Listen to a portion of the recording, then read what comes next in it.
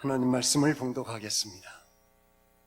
다니엘 1장 1절로 7절까지 말씀을 봉독하겠습니다. 유다 왕 여호야김이 다스린 지 3년이 되는 해에 바벨론 왕 느부갓네살이 예루살렘에 이르러 성을 에워쌌더니 주께서 유다 왕 여호야김과 하나님의 전 그릇 얼마를 그의 손에 넘기시매 그가 그것을 가지고 신할 땅 자기 신들의 신전에 가져다가 그 신들의 보물 창고에 두었더라. 왕이 환관장 아스부나스에게 말하여 이스라엘 자손 중에서 왕족과 귀족 몇 사람 곧 흠이 없고 용모가 아름다우며 모든 지혜를 통찰하며 지식에 통달하며 학문에 익숙하여 왕궁에 설 만한 소년을 데려오게 하였고 그들에게 갈대아 사람의 학문과 언어를 가르치게 하였고 또 왕이 지정하여 그들에게 왕의 음식과 그가 마시는 포도주에서 날마다 쓸 것을 주어 3년을 기르게 하였으니 그 후에 그들은 왕 앞에 서게 될 것이더라. 그들 가운데는 유다 자손 곧 다니엘과 하나냐와 미사엘과 아사랴가 있었더니 환관장이 그들의 이름을 고쳐 다니엘은 벨드사살이라고 하고 하나냐는 사드락이라 하고 미사엘은 메삭이라 하고 아사랴는 아벳누고라 하였더라. 아멘. 바둑에 대해서 잘 모르는 사람들이라 할지라도 물론 저를 포함해서 그러나 바둑의 세계에 대해서 어느 정도는 잘 알고 있습니다. 특별히 고수 그리고 하수라 일컫는 말들이 있습니다.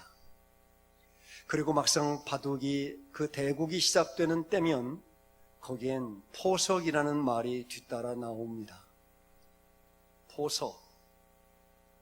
바둑의 수많은 수를 미리 내다보면서 바둑알을 놓아가는 그 모습을, 그런 방식을 포석이라 일컫습니다. 이 포석을 어떻게 하는가에 따라서 하수와 고수를 짐작할 수 있습니다. 하수는 눈앞에 있는 모습, 눈앞에 있는 그 수, 단수, 그것을 보고 일희일비하며 그것에 집착하며 거기에 머물러 있는 사람을 두어 하수라 할 수 있고, 그러나 고수는 그렇지 아니하니 여기 아닌 그 너머 한 수, 아니 두 수, 세 수, 그 너머 더 한층 더 넓은 세계를 바라보며 놓아가는, 수 놓아가는 그런 사람을 가리켜서 고수라 일컫습니다. 성도 여러분, 오늘은 압제에서 축제로 살라 9번째 시간을 갖습니다. 부제목을 정해보았습니다. 그것은 이른바 하나님의 포석입니다. 저와 여러분은 눈앞에 보이는 것들에 대해서 연연합니다. 눈앞에 있는 바로 그것 때문에 저와 여러분들은 울고 웃습니다. 눈앞에 있는 그것으로 말미암아 우리는 이미 결정지었고 우리는 결론을 내버렸습니다. 그런 약하디 약한 하수, 사람에 불과합니다. 그러나 우리 하나님은 그렇지 아니하십니다. 우리 하나님은 초고수로서 당신의 지혜와 당신의 섭리, 당신이 행하시는 모든 일들은 거룩하고 아름다우며 사람이 감히 측량할 수 없는, 하수가 능히 감당할 수 없는, 헤아릴 수 없는 그 초고수로서의 면모를 갖추신 우리 하나님이십니다. 하나님의 보석. 저와 여러분들이 압제를 당하는 가운데 축제로 살 수 있도록 하게 하는 그 놀라운 능력, 그 정의, 그 위대한 비전, 약속, 우리의 바라봄, 그것은 곧 이른바 하나님의 포석이옵시다. 그런데 문제는 하나님의 이 포석으로 말미암아 저와 여러분이 겪는 오늘 압제, 절망스러운 상황이라는 그것입니다. 그래서 오늘 말씀 첫 번째로 저와 여러분이 겪는 절망에서입니다. 하나님의 보석으로 말미암아 저와 여러분은 절망을 경험할 때가 있습니다. 하나님의 보석 때문에 말입니다. 바벨론 왕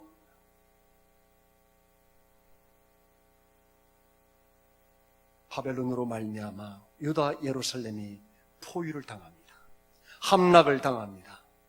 그리고 포로로 끌려갑니다. 유다 예루살렘이 멸망에 처하게 됩니다. 1절과 2절 말씀이 그러합니다. 함께 봉독해 보겠습니다. 유다 왕 여호야김이 다스린 지 3년이 되는 해에 바벨론 왕 느부갓네살이 예루살렘에 이르러 성을 에워쌌더니 주께서 유다 왕 여호야김과 하나님의 전 그릇 얼마를 그의 손에 넘기시매 그가 그것을 가지고 신할 땅 자기 신들의 신전에 가져다가 그 신들의 보물 창고에 두었더라. 아멘.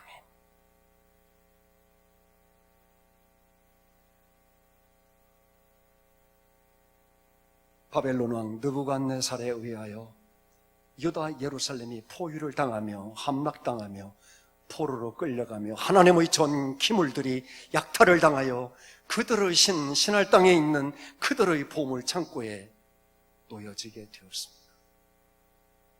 절망입니다. 유다 예루살렘의 절망입니다.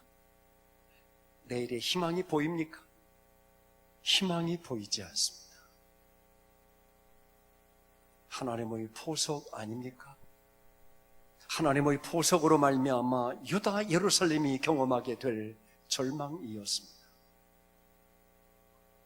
하나님이 당신의 백성들을 분명히 때리고 계시는 겁니다. 그러나 때리실지언정 버리지는 아니하시는 하나님이시기에 하나님은 당신의 백성 유다 베들레헴의 예루살렘에 대하여 우리 하나님께서는 그들을 책망하시고 그들을 심판하시되 하나님은 그들에 대하여 하나님의 위대한 보석을 일삼고 그리고 그들은 절망을 경험하게 된 것입니다. 성도 여러분, 오늘날 여러분의 삶은 어떠하십니까? 오늘 저와 여러분이 경험하고 있는 이 시대의 상황은 어떻습니까? 압제에서 축제로 살라 9번째 시간을 가질 때면 우리의 압제가 어느 정도 끝날 만하며 코로나19의 전염병으로 말미암는 압제도 끝날 만한데 더욱 심화되어져 가는 것만 같습니다. 내일의 희망이 보이지 않으며 내일에 기대를 할 바 없을 만한 일들이 우리 눈에 펼쳐지고 있지 않습니까? 과연 희망입니까? 교회발 코로나 감염자의 수가 더욱 증가함으로 말미암아 이젠 더 이상 식당에서도 교인들, 예수 믿는 사람들은 출입 금지. 성경책 들고 엘리베이터를 탈 때면 먼저 탄 사람들이 혹은 밖에 있는 사람들이 먼저 올라가시죠. 혹은 그들과 함께 동승하기를 거부하는, 더 이상 교회는 세상으로부터 버림받으며 조롱당하며 멸시받는 것으로 오늘날 이와 같이 전락한 상태를 두고 누가 교회의 희망이라고 말할 수 있으며 이 시대에 이렇게 반목화된 이 시대를 가리켜서 희망이라고 말할 수 있겠습니까? 그야말로 절망 아닙니까? 그런데 이 모든 것이 하나님의 보석으로 말미암아 되었다면 어떻게 하시겠습니까? 이것이 하나님의 보석이라면 저와 여러분이 경험하고 있는 이 절망과 이 모든 압제의 상황을 가리켜서 과연 동의할 수 있겠습니까? 고이 받아들일 수 있겠습니까? 하나님은 오롯입니다 라고 그렇게 말할 수 있겠습니까? 그런 고백이 있을 수 있겠습니까? 성도 여러분, 요셉이 형들로부터 미움을 받으며 팔려져 애굽 사람 보디발의 집에서 종살이가 시작되었습니다. 그의 오늘은 절망이었습니다. 누가 그의 날을 가리켜서 희망을 말할 수 있었고 누가 그에게 희망을 말해 주었습니까? 아무도 없었습니다. 그는 혼자였습니다. 그 스스로 가리켜서 그 인생을 절망, 끝이라고 말할 수밖에 없을 지경에 있었습니다. 더욱이 그는 종살이에서뿐만 아니라 억울하게 옥살이까지 진행되고 있었습니다. 꺼내줄 사람도 없었고 하여 소연할 사람도 없었고 누구에게 부탁할 사람도 없었습니다. 오직 그에게 남은 것은 절망밖에는 없었습니다. 그러나 여러분, 그것이 하나님의 보석으로 말미암아 경험되는 절망이라고 한다면 우리는 과연 절망이 어울리는 것입니까? 그 압제가 압제입니까? 저와 여러분들에게 만일 하나님의 보석을 감지할 수 있는 것이라면 오늘 우리는 결단코 절망을 절망으로 끝낼 수 없는 거룩한 하나님의 은혜를 입은 자들 아닙니까? 그래서 오늘 본문은 1절, 2절로 끝맺거나 1절, 2절의 내용으로서 다니엘서가 끝나지 않습니다. 그래서 오늘 말씀 두 번째로 하나님의 보석으로 말미암아 절망을 경험했다면 그 절망으로부터 다시금 우리는 하나님의 보석으로 나아가는 위대한 지혜와 능력과 소망을 가지게 된다는 것입니다. 본문 3절로 7절 말씀을 함께 다시 봉독해 보겠습니다. 왕이 환관장 아스브나스에게 말하여 이스라엘 자손 중에서 왕족과 귀족 몇 사람 곧 흠이 없고 용모가 아름다우며 모든 지혜를 통찰하며 지식에 통달하며 학문에 익숙하여 왕궁에 설만한 소년을 데려오게 하였고 그들에게 갈대아 사람의 학문과 언어를 가르치게 하였고 또 왕이 지정하여 그들에게 왕의 음식과 그가 마시는 포도주에서 날마다 쓸 것을 주어 3년을 기르게 하였으니 그 후에 그들은 왕 앞에 서게 될 것이더라. 그들 가운데는 유다 자손 곧 다니엘과 하나냐와 미사엘과 아사랴가 있었더니 환관장이 그들의 이름을 고쳐 다니엘은 벨드사살이라 하고 하나냐는 사드락이라 하고 미사엘은 메삭이라 하고 아사랴는 아벳누고라 하였더라. 아멘. 성도 여러분, 하나님께서 일하고 계시는 것을 감지할 수 있겠습니까? 유다와 예루살렘은 이대로 끝나는 것이 아니었습니다. 하나님의 말씀은 이렇게 비극적으로 끝나고 매점하지 않습니다. 하나님의 말씀들은 더욱더 위대하게 구성되어져 가고 있습니다. 하나님의 위대한 보석에 당신의 사람들, 당신의 염두에 둔 사람들이 있었습니다. 다니엘, 사드락, 메삭, 아벳느고가 있습니다. 하나님께서 느부갓네살 왕으로부터 그들이 발탁되도록 하고 계십니다. 여호야김과 유다와 예루살렘을 하나님께서 느부갓네살에게 내맡기셨거니와 하나님께서 느부갓네살의 머릿속에 하나님의 위대한 보석을 두고 계시는 것입니다. 다니엘과 사드락과 메삭과 아벳느고를 두십니다. 발탁하게 하셨습니다. 그리고 그들로부터 시작된 하나님의 거룩한 역사들을 다니엘서에 차곡차곡 기록해 가기 시작합니다. 다니엘서 처음부터 끝까지 하나님의 위대한 역사들을 기록하게 하시고 저 바벨론 땅 가운데 하나님의 영광과 하나님의 거룩하심을 드러내 놓으시고 하나님의 일하시는 것을 나타내시는 하나님의 위대한 보석, 그것을 이루어가고 계십니다. 하수들은 감히 측량할 수 없는 그 고수의 일, 초고수로서 하나님은 당신의 위대한 보석을 일삼고 계셨습니다. 그렇습니다. 저와 여러분의 모든 삶에 대하여 하나님께서 그렇게 위대한 당신의 지혜로서 포석해 가고 계신 것으로 혹이 저와 여러분들이 오늘날 경험하는 절망과 압제가 있다 손 치더라도 하나님의 다음 보석이 있을진데 저와 여러분들을 그곳으로부터 구원해내시고 일으키시고 이 시대를 밝혀 하나님의 거룩하신 나라를 능력있게 세워가실 하나님의 위대한 보석이 있음을 믿으시기를 축복합니다. 그러므로 저와 여러분들은 압제에서도 축제로 살아갈 수 있는 능력을, 그 지혜를 얻을 만한 것입니다. 처음 요셉이 보디발의 집에 그렇게 놓여질 때 하나님께서 인생을, 곧 요셉의 인생의 돌을 그곳에 놓으실 때 요셉은 절망하고 숨이 막힐 지경이었을 테지만, 그러나 다음 하나님의 위대한 보석은 그것으로 끝나지 않았습니다. 요셉은 그곳으로부터 절망하지 않습니다. 그는 결단코 하나님을 원망도 하지 않습니다. 하나님을 원망한 흔적이 보이지 않습니다. 오히려 하나님은 요셉과 함께 하셨고, 요셉이 하는 일마다 범사에 복을 주셔서 보디바로의 집이 복을 받게 하셨고, 보디발이 하나님께서 요셉과 함께 하시는 것을 그의 눈으로 볼 정도로 하나님께서는 요셉과 함께 하셨으며, 요셉은 그 하나님과 함께 곁에 그리고 동행하며 하나님을 떠나지 아니하며 원망하거나 불평하지 않았습니다. 하나님의 위대한 보석을 바라보고 그 하나님의 위대한 보석을 믿고 그 하나님의 위대한 보석을 신뢰하는 사람들에게서 찾아볼 수 없는 불평과 원망, 오히려 신뢰로 말미암아 하나님을 믿음으로 말미암아 그 위대한 보석에 대한 능력으로 말미암아 견고히 설 수 있는 지혜, 바로 그것이 오늘날 저와 여러분들에게도 요구되는 것 아닙니까?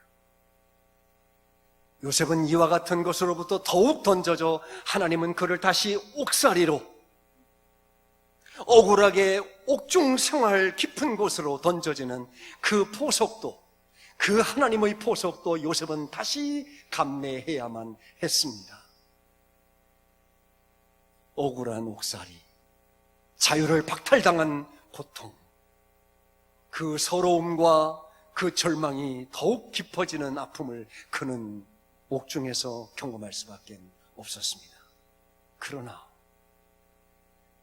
그곳이었기에 요셉은 요셉이었고, 그곳이었기에 이스라엘은 이스라엘이 될 수 있었고, 그곳이었기에 출애굽, 하나님의 나라, 하나님의 거룩하신 뜻이 오늘날 이 땅 가운데 이루어지게 된 그것 아니었습니까? 하루아침에 요셉은 애굽의 총리가 된 것이 아니었습니다. 그래서도 안 되었습니다. 그래서는 총리로서의 사명을 감당하기는커녕 오히려 조롱의 대상이 되었을 것입니다. 그러나 하나님의 위대한 보석으로 말미암아 그가 종살이의 그 모든 보석으로 하나님의 손에 맡겨졌을 때, 그것으로 말미암아 요셉은 경제를 배우며 그는 경영을 배울 수 있었습니다. 어떻게 경제를 이루어갈 수 있는지, 세워갈 수 있는지, 부흥할 수 있는지를 그는 하나님으로부터 치밀하게 보디바로의 집 경영에서 배웠고, 종살이에서 터득한 그 경영과 함께 그는 옥중에서 인간 경영을 그는 터득하게 됩니다. 억울하게 들어온 사람부터 죄에 지어 들어온 모든 죄수들을 대하면서 인간 경영을 배우게 된 것 아닙니까? 그러므로 경제 배우고 인간 경영 배웠다면 다 배운 것입니다. 총리로서의 면모를 얼마든지 갖출 수 있었고 수행할 수 있는 능력을 그는 가질 수 있었습니다. 하나님의 위대한 보석, 그것으로 말미암아서 말입니다.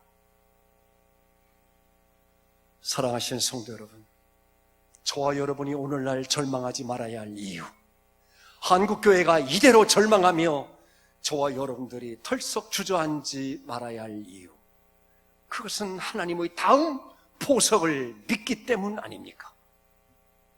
저와 여러분을 낮추고 더욱 낮추셔서 하나님 앞에 무릎을 꿇리시고, 저와 여러분 가운데 알때 모르는 사이에 들어온 모든 세속주의와 인본주의의 이 모든 것들에 대하여 다시 한번 정결케 하며 스스로의 자정 능력을 상실한 하나님의 교회들로서 하나님 앞에 다시 무릎을 꿇고 복음으로 돌아가 거룩하신 주님의 십자가 복음을 붙들어 이 세상 가운데 다시 한번 놓여진 하나님의 사람들, 하나님의 교회가 될 수 있다면 하나님의 그 위대한 보석은 비로소 그 뜻을 다 이루시고 하나님의 거룩하신 영광은 길이 빛날 것을 저는 믿습니다. 이 말씀을 준비하면서 한 복음 가수가 만들고 부른 그 노래가 생각이 났습니다. 중간에 가사가 영 저는 마음에 들지 않아서 그분에게 수정을 요구한 적도 있을 만한 그런 노래였습니다. 왜 나만 겪는 고난이냐고 불평하지 마세요. 왜 이런 슬픔 찾아왔는지 원망하지 마세요. 고난의 뒤편에 있는 주님이 주실 축복 미리 보면서 감사하세요. 너무 힘들고 견디기 힘든 지금 이 순간에도 주님은 일하고 계시잖아요. 절망과 압제가 깊어질 때에 그곳에서 일어서세요. 다 아시죠? 함께 불러봅시다. 힘을 내세요. 힘을 내세요. 주님이 손잡고 계시잖아요. 주님이 나와 함께함을 믿는다면 어떤 역경도 견딜 수 있잖아요. 성도 여러분, 이 시대의 상황이 심상치 않습니다. 단순한 전염병의 위협이 아니라 이 시대에 외면하고 있는 세상, 교회를 외면하고 있는 세상을 바라보면서 더욱 두려움이 엄습해 옵니다. 그야말로 절망입니다. 저와 여러분이 이대로 절망하며 압제 가운데 쓰러지겠습니까? 그럴 리 없습니다. 하나님이 그것을 위하여 오늘날 우리로 이 날을 살게 하신 것이 아닙니다. 하나님의 위대한 보석, 그것으로 말미암아 저와 여러분들이 오늘 경험하고 있는 절망일 수 있습니다. 아니, 진실로 그러합니다. 그러나 다시금 우리는 이 절망으로부터 하나님의 보석을 볼 수 있어야 할 것입니다. 하나님께서 다시 저와 여러분들에게 지혜롭게 행하셔서 행하시는 그 위대한 보석을 우리로 보게 하시고 드디어 저와 여러분들로 하여금 빛나는 날들, 하나님의 거룩하신 영광이 드높여지는 날들, 이 땅에 세워진 하나님의 교회들이 번듯하게 복음으로 세워져 하나님의 역사를 나타내는 그런 교회들로 세워져 가는 그 역사를 이 시대를 사는 저와 여러분들을 통해서 이루실 것을 믿습니다.